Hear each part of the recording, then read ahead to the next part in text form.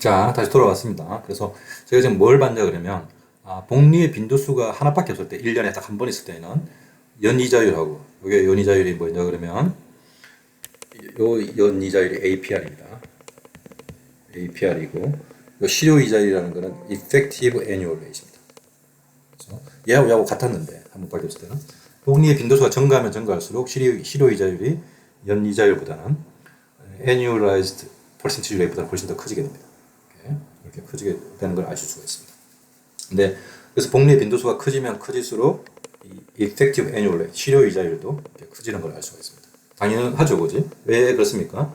복리의 빈도수가 커진다는 것은 그만큼 이자를 지불하는 기간이 계속 늘어난다는 건데, 그러면 이자를 지불할 때마다 받는 그 이자를 가지고 또 빌려줄 수 있으니까 이자가 이자를 나올 수 있는 그게 더 커지는 거죠.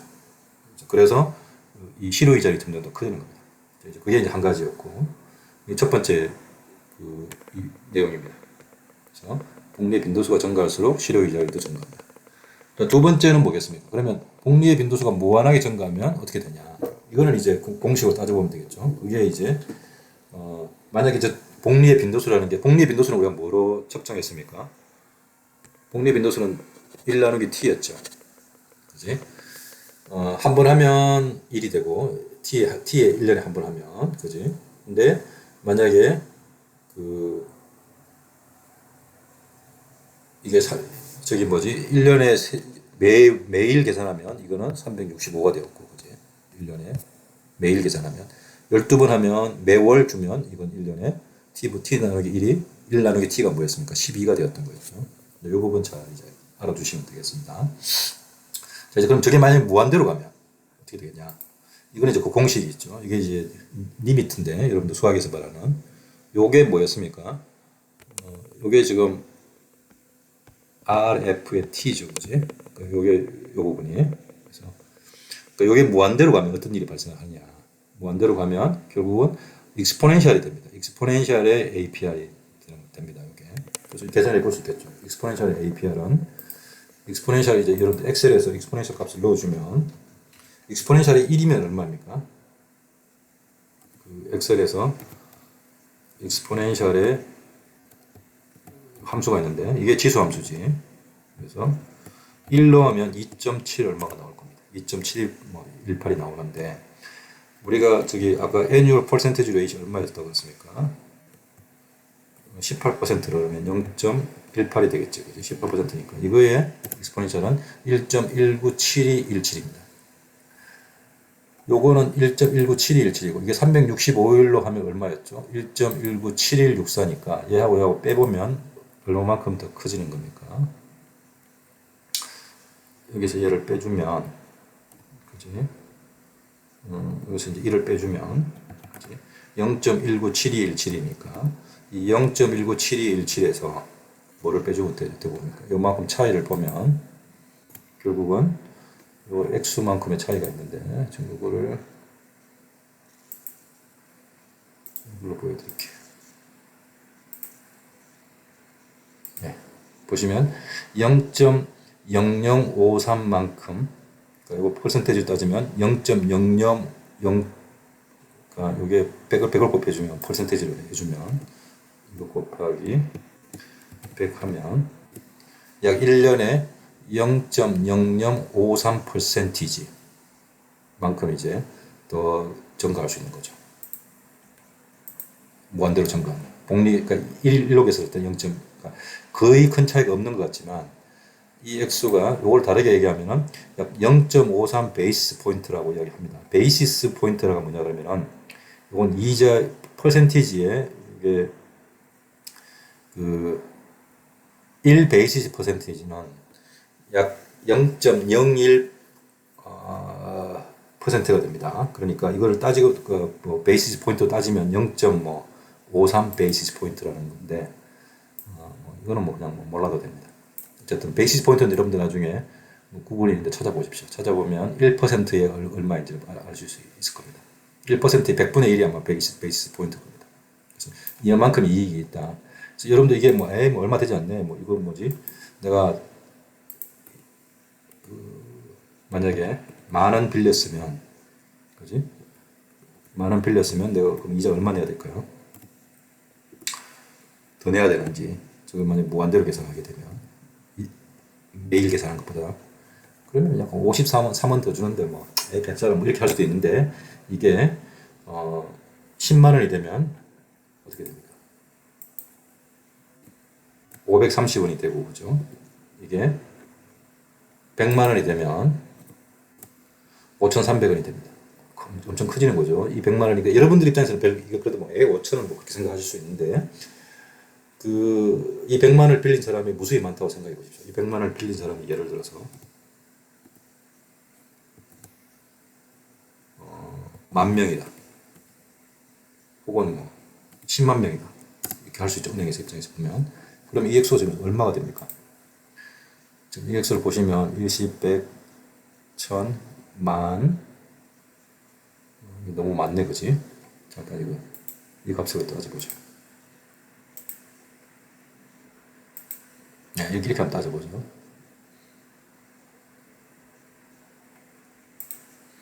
약 보면 이게 좀 이만큼의 1인당 났는데 이게 지금 내가 만 명만 해보죠. 10만 명 하지 말고 만 명만 해보면 얼마큼 돈을 버냐 그러면 달러로 하지 말고 그치? 달러로 좀 되어 있는데 이 달러 없애버리고 생각하시면 약 10만 원, 100만 원, 5,300만 원만큼 돈을 벌 수 있습니다. 그러니까 누군가가 이걸 장난을 치면 얼마큼 돈을 벌 수 있는 거죠. 굉장히 큰 겁니다. 은행의 입장에서는. 아무튼 그렇게 차이가 있을 수 있다는 겁니다. 근데 만약에 이게 아니라 얘하고 만약에 비교를 하는데 이게 만약에 월로 계산했던 거하고 보시면 월로 계산했던 게 얼마였습니까? 19.56이었죠. 뭐 하고 계산, 요 부분하고 이 부분하고 계산 차이를 보시면 이게 연속으로 계산한 거였고, 그지? 무한대로 계산한 거고 이게 복리 계산을 월로 계산한 건데 이만큼 차이가 납니다. 이만큼의 차이가 있는데 만약에 이게 100만 원씩 했다고 생각하시면 이게 얼마가 되냐 그러면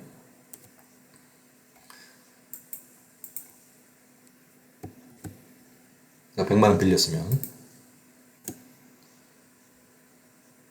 잠깐만요. 이게 잠깐만요. 뭘 잘못했네. 19점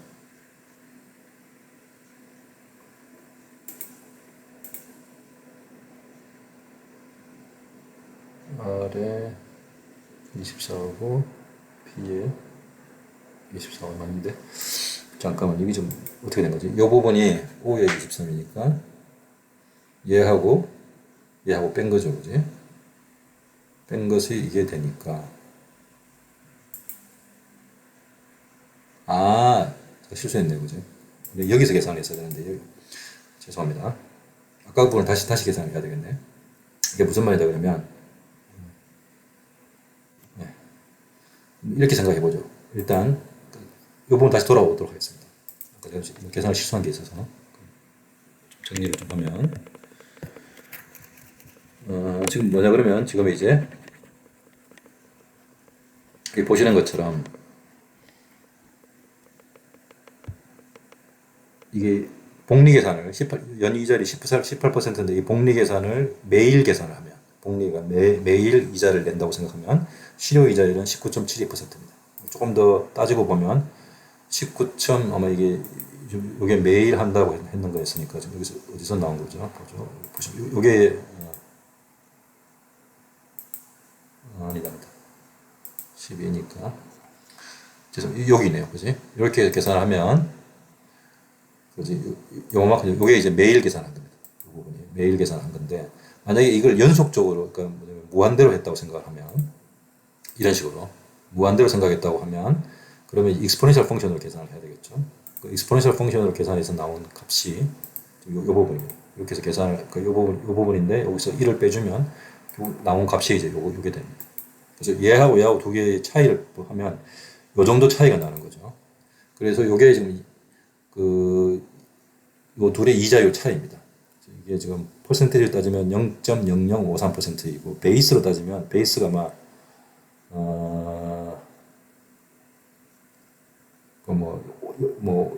베이스 포인트는 잊어버리죠. 그래서 이만큼 차이가 생기는 겁니다. 자, 요만큼 차이를 만약에 내가 100만 원을 계산했다고 생각하면 얼마만큼 내가 저기 뭐지 이 사람이 그 손해를 보냐 그러면 그러니까 이렇게 연속적으로 계속 그 복리 계산을 하면 일일 계산할 때보다 차이를 보면 약 한 53원 정도 되는 거네요.